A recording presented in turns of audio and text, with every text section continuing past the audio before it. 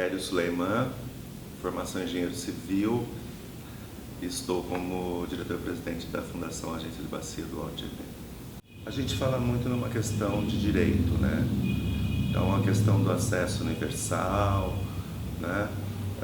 Os dados aí têm mostrado que nós temos que avançar bastante, a questão do saneamento, o acesso tanto à água como ao esgoto, não é uma agenda de governo, infelizmente.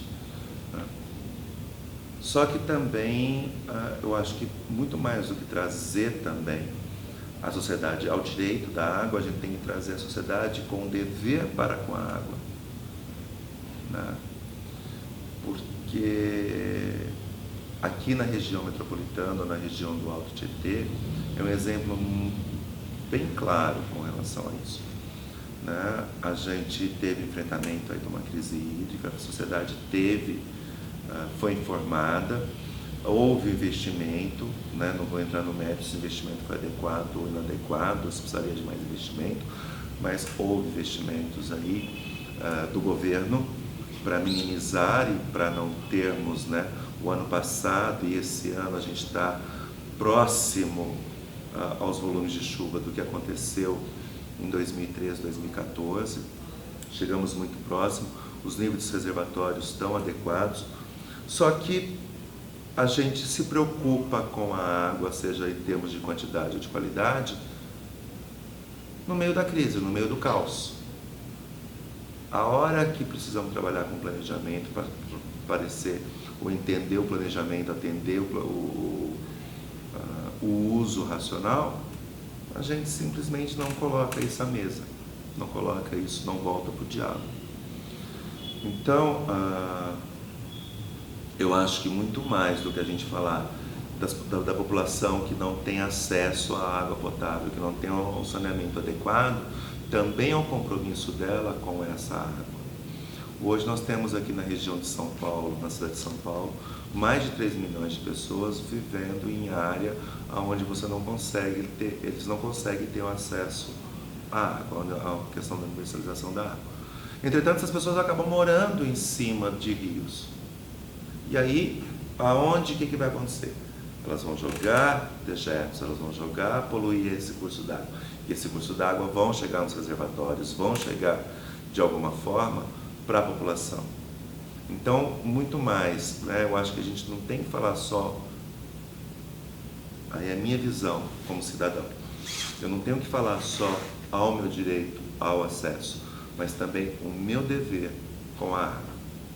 Trazendo aqui para o Comitê do Alto Tietê, eu vejo a participação, por exemplo, do setor rural muito baixa, das entidades de classe que poderiam ajudar a pensar de uma outra forma o uso da água. Também uma participação baixa ou inexistente. Né? Por quê? E aí eu acho que tem um papel importante, que é uma temática que a gente precisa começar a trabalhar e entender, que é a questão da educação ambiental. Mas educação ambiental no sentido informal, né? Não a questão formal, não aquilo que é dado nas escolas. Mas como eu vou, como o comitê, como a agência, como é que eu posso trazer temas, muitas vezes complexos, torná-los eles palatáveis e trazer ele de uma maneira que ele se torne assunto e pauta do diálogo entre as pessoas. Né? Exemplo, a gente não consegue viver sem água, isso é fato. Né? Aí, só que ninguém fala, né? A gente não discute, porque eu não sei, não é informado a população como que a água chega, como que ela é tratada, quais são os cuidados, ou seja, você não dá informação. A gente está com o hábito de abrir a torneira e a água para sair de lá. E isso não é trazido para um debate, para uma conversa, para um diálogo. Tivemos um aumento aqui da tarifa do ônibus população se movimenta, se mobiliza. Então, a pergunta que fica é: a população sabe a água que ela bebe? Ela sabe a água que ela usa? O que eu preciso dar de informação para que também a questão da água seja pauta das conversas? Porque eles têm que começar a entender que quanto mais poluída for, mais eu vou precisar de produtos químicos para tratar. Que nível que isso traz dentro do seu, na sua conta de água? O que isso traz para o seu organismo? Quais os cuidados que eu preciso ter com os reservatórios individuais? Então essas conversas, elas não são levadas à população.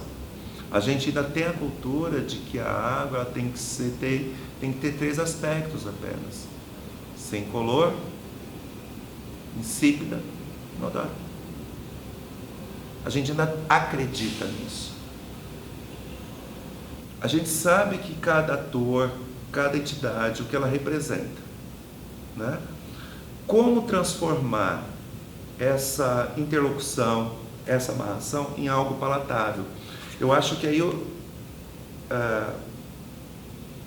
nós temos aqui formações diversas, né? Mas eu ainda acho que falta. Eu, por exemplo, eu tenho a formação de engenheiro civil, uma formação cartesiana. Eu consigo me relacionar com os pares muito semelhantes. Agora, qual linguagem, ou como abordar, por exemplo, um produtor rural? Como que eu posso ganhar a confiança dele e me aproximar dele? Eu não sei fazer isso. Então precisaríamos sentar e discutir os diversos setores, porque eu acredito que para cada setor, para cada uso, tem que ter uma comunicação adequada. Tem que ter um nível de comunicação, uma forma de eu me comunicar. A própria comunidade científica também não sabe como abordar ou como chegar também, por exemplo, numa pessoa ou numa comunidade às margens do Guarapiranga. Como é que eu vou chegar nessa comunidade? Como eu vou falar com ela? Como que eu vou reportar? Porque se eu vivo o que eu precisaria ter é ter o conhecimento científico, né? Então, como que eu transformo aquele conhecimento tão específico que está na literatura, etc., em algo palatável, em uma ferramenta de comunicação? Então nós estamos com um projeto aqui extremamente interessante. Eu acreditei interessante. Como que eu vou chegar, como que eu vou torná-lo interessante para uma pessoa que acorda às 4 horas da manhã para pegar um metrô, que tem que pagar as contas, ou que vai correr atrás? Como é que eu torno isso interessante para que ela, em vez de olhar uma fofoca no Facebook, ela interaja? Como eu vou fazer isso? Eu não sei se isso é uma questão do comitê ou se é uma questão do ser humano. Tudo aquilo que a gente não conhece, a gente tenta ter um pouquinho de rejeição. A gente entende, né, que as mudanças climáticas estão aí, isso é discutível, porque tem posições, inclusive, antagônicas, né? Mas aqui no Alto Tietê a gente sentiu os 2 extremos. Uma inundação em 2010 e uma crise hídrica em 2014, muito próximo, né? Então, por o Alto Tietê estar numa região de nascente, os reservatórios, as barragens, elas têm um papel também de regularizar a vazão. Então, como que eu preciso começar a pensar em estruturas resilientes? Como é que eu posso pensar em gestão de uma forma resiliente? Então, eu preciso começar a trazer a questão da mudança climática realmente para abordar. É um assunto que precisa ser abordado, sim, nos seus antagonismos. Tanto quem defende a questão das mudanças climáticas e quem não acredita nisso, para que a gente possa transformar e ter uma opinião, né? Porque conhecer o que está sendo falado, conhecer o que tem de estudos, mas o que se fala aqui ainda no Alto Tietê, eu não vou nem dizer que essa conversa existe, porque ela é super superficial mesmo.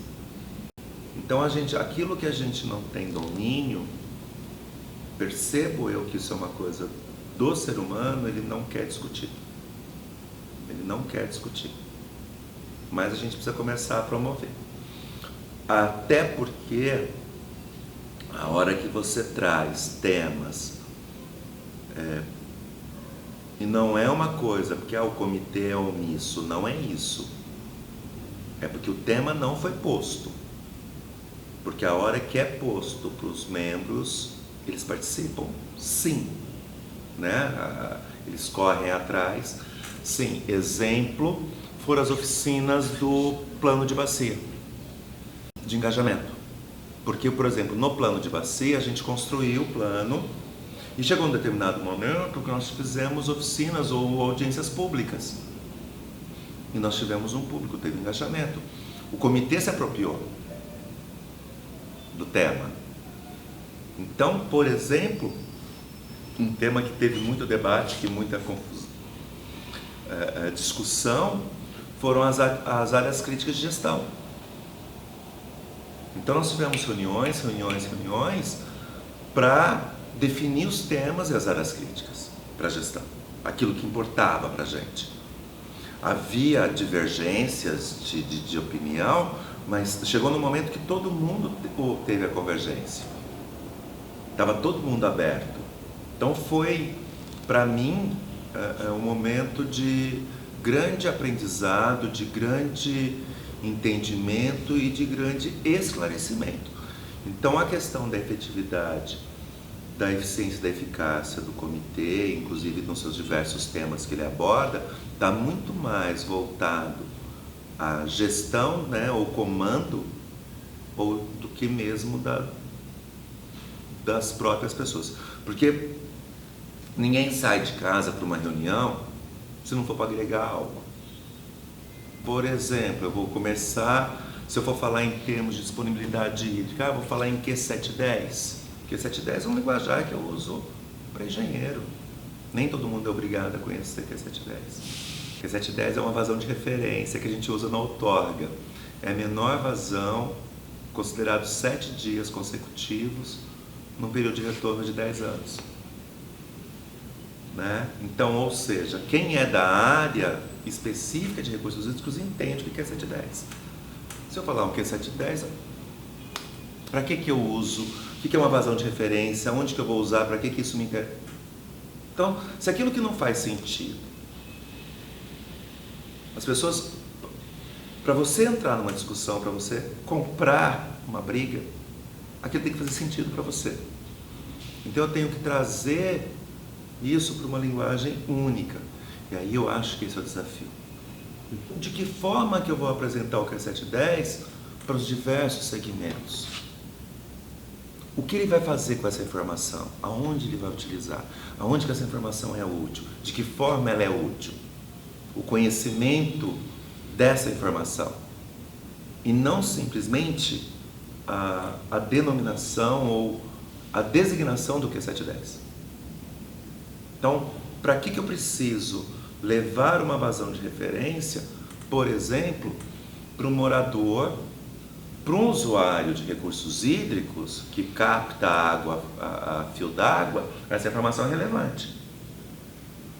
Mas para quem não é, para quem não capta, quem não é usuário direto, essa informação não é relevante. Né? Então, são como tratar a informação e como disponibilizar a informação. Foi uma coisa bem interessante, porque no momento da crise hídrica, eu residia no interior. E no interior, o abastecimento é muito por água subterrânea. Então, você não tinha problema, né, ou supressão de... Então, parecia que eu estava vivendo uma outra realidade, vivendo uma... A gente ouvia as notícias, né? Eu sou servidor de carreira do Departamento de Água e Energia Elétrica, acompanhava os gráficos, acompanhava as informações, eu sabia o que aquilo representava, o que era volume morto, eu sabia o que era aquilo, mas ao mesmo tempo, teoricamente, porque eu não estava vivenciando, porque aonde eu morava, o abastecimento não foi interrompido em nenhum momento. Aliás, a única coisa que eu ainda tive briga, né, eu acabava brigando com as pessoas, porque eu via as pessoas lavando a calçada, lavando rua, e aqui, né, meus irmãos, eu nem sabia que vinha para São Paulo um dia na vida, passando necessidade.